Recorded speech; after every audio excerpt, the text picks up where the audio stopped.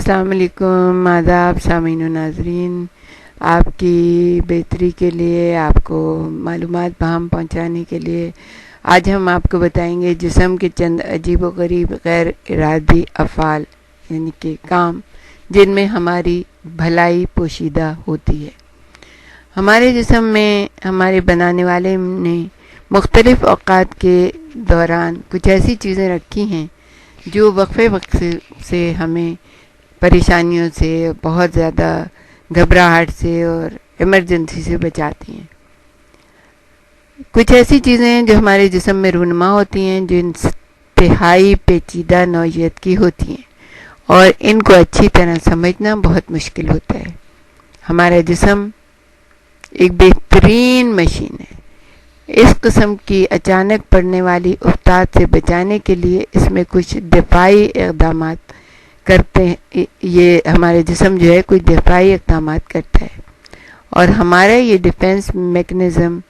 ہفتے میں 7 دن اور دن بھر میں 24 گھنٹے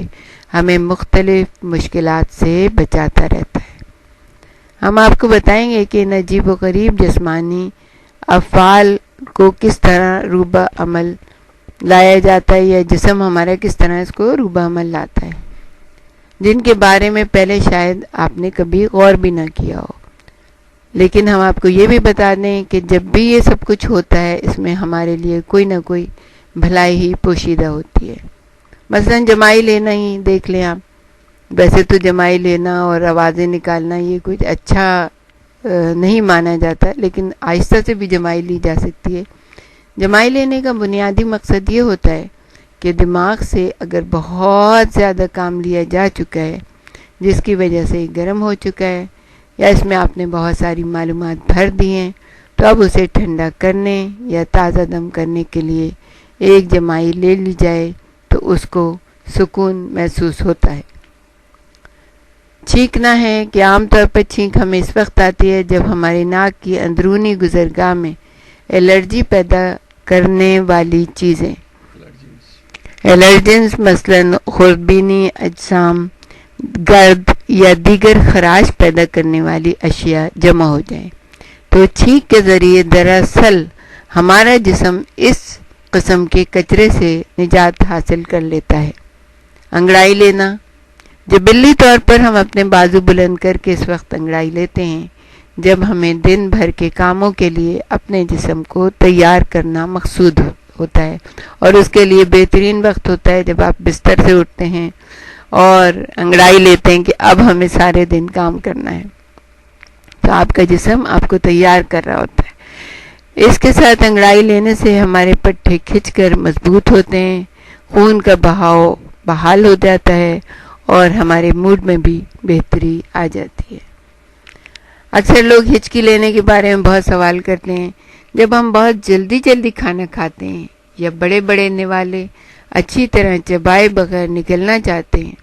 یا بہت زیادہ کھانے کی خواہش ہمارے دل میں پیدا ہوتی ہے، تو ہمارے لنگز اور ہمارا جو اسٹمک ہوتا ہے اس سے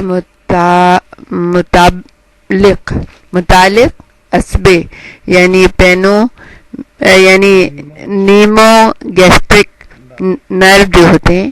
جو کہ وہ دباؤ میں آ جاتے ہیں. یہ نرو چونکہ ہمارے معدے اور پیٹ کی جھلی کے بہت قریب ہوتے ہیں، اس لیے تیز کھانے کے نتیجے میں یہ پریشانی میں مبتلا ہو کر ہچکی کے دورے کی صورت میں اس کا اظہار کر رہے ہوتے ہیں کہ آپ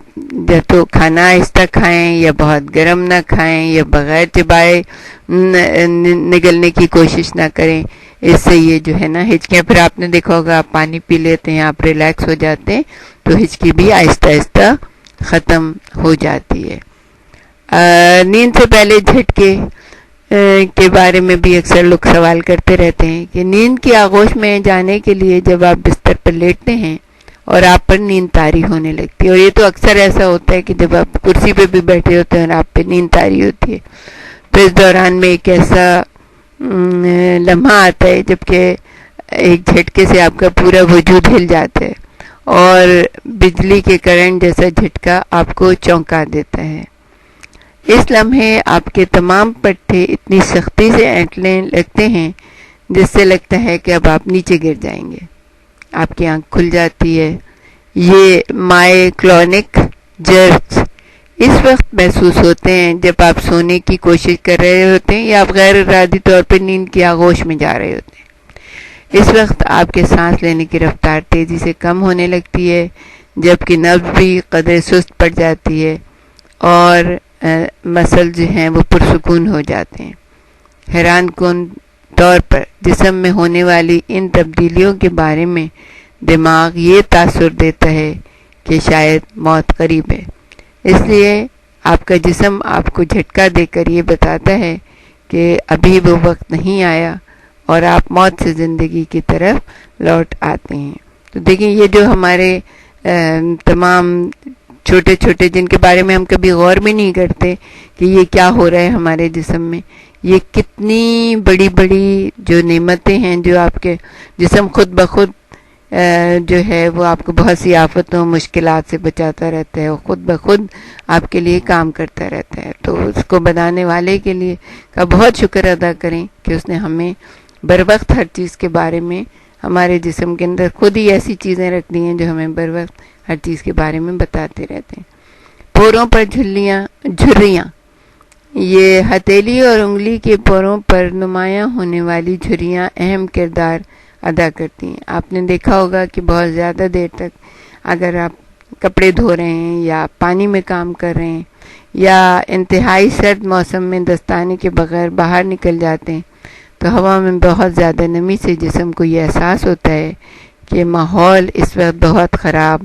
یا آپ سمجھیں کہ پھسلنے والا ہو گیا ہے. یوں ہتھیلی کی جلد فوری طور پر اس طرح تبدیل ہو جاتی ہے کہ آپ چکنی سطح پر گرفت اچھی طرح مضبوط کر سکیں اور آپ کا ہاتھ نہ پھسلے، یا آپ گھر میں بھی کوئی چیز اٹھائیں تو وہ چیز آپ کے ہاتھ سے گر نہ جائے.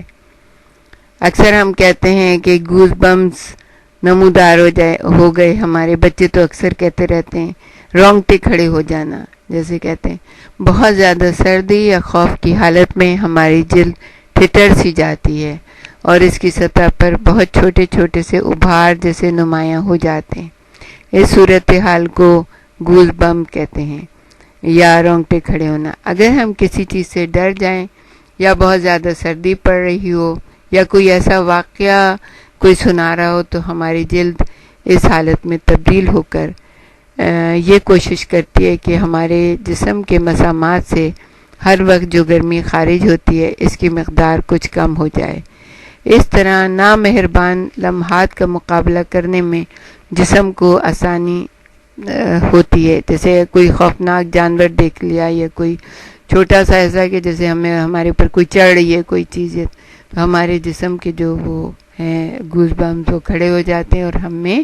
بھاگنے کی طاقت آ جاتی ہے، اس کو اپنے سے دور کرنے کی طاقت آ جاتی ہے. آنسو ہماری آنکھوں سے مسلسل بہتے رہتے ہیں. لوگ اس کے بارے میں بھی سوال کرتے ہیں لیکن ان کی مقدار بہت کم ہوتی ہے. یہ آنسو ہماری آنکھوں کی بیرونی سطح کو خشک ہونے سے بچاتے ہیں. یعنی پہلے زمانے میں جب جنگیں ہوا کرتی تھیں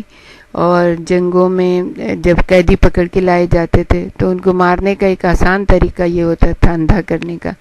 کہ ان کو جو ہے نا آنسوؤں کے جو وہ ہیں غدود ان کو نکال دیا جاتا تھا اور وہ تھوڑے دن کے بعد وہ آنکھیں خشک ہو کے وہ اندھے ہو جاتے تھے. خیر یہ تو بہت ہی بڑے ظلم کا باعث ہوتا ہے لیکن کتنی چھوٹی سی چیز ہے ہماری آنکھوں کو کتنا تحفظ فراہم کرتی ہے. تھوڑے تھوڑے آنسو نکلتے رہتے ہیں. تاہم اگر کوئی خارجی چیز آنکھوں میں گھس جائے مثلا دھواں بخارات یا گرد وغیرہ تو آنسو انہیں دھو کر باہر نکالنے کا ذریعہ بنتے ہیں. اور ایک بڑی دلچسپ بات اس میں آئی تھی کہ ریسرچ کہ جب سردی بہت زیادہ ہوتی ہے جیسے انگلینڈ وغیرہ میں سردی بہت زیادہ ہوتی ہے اور دھوپ نہیں نکلتی سورج نظر نہیں آتا تو لوگوں میں ڈپریشن کا مرض بہت زیادہ ہو جاتا ہے. تو لوگ سوال کرتے ہیں ڈاکٹر سے کہ تو ایک ریسرچ آئی تھی کہ انہوں نے مشورہ دیا تھا زیادہ تر ڈاکٹرز نے کہ اگر آپ کوئی ایسی فلم دیکھیں یا کوئی ایسی کہانی پڑھیں یا کوئی ایسی ناول پڑھیں جس سے آپ کی آنکھوں سے افسردہ کہانیوں اس کی آنکھوں سے آنسو نکلیں تو آپ کے یہ ڈپریشن کا مرض جو ہے نا وہ بہت زیادہ کم ہو سکتا ہے. تو یہ بھی ہے کہ اگر کچھ، اور آج کل تو جاپان میں خاص طور پہ خوبصورت لڑکوں کو رکھا جاتا ہے جو لوگوں کے ڈپریشن کو کم کرتے ہیں، اور وہ کس طرح سے کم کرتے ہیں؟ وہ اسی طرح کم کرتے ہیں کہ ان کو کوئی ڈرامہ دکھاتے ہیں یا ان کو کوئی سٹوری یا واقعہ بتاتے ہیں بہت ہی جو سیڈ ہوتا ہے کسی بچے کے بارے میں، کسی بڑے کے بارے میں، تو اس سے وہ لوگ روتے ہیں اور ان کو جو ہے ڈپریشن کا مرض کم ہو جاتا ہے. بہت زیادہ خوشی اور بہت زیادہ صدمے میں بھی آنکھوں سے آنسو بہنے لگتے ہیں، اور سائنسدانوں کا کہنا ہے کہ ایموشنل ٹیئرز کے ذریعے دماغ متعلقہ فرد کو پرسکون کرنے کی کوشش کرتا ہے. تو آپ سوچئے ذرا کہ کتنے چھوٹے چھوٹے افعال ہیں جو ہمارے جسم کے بنانے والے نے کتنے بہترین طریقے سے ہمارے اندر ڈال دیے، ہمیں محسوس بھی نہیں ہوتا، لیکن وہ اتنی خوبصورت چیزیں ہیں. اگر آپ سوچیں یہ تمام چیزیں جو ہم نے ابھی آپ کو بتائی ہیں یہ ہمارے جسم میں سے نکل جائیں تو پھر ہماری کیا حالت ہوگی، شاید ہم اپنی زندگی کا ایک دن بھی پورا نہ کر سکیں.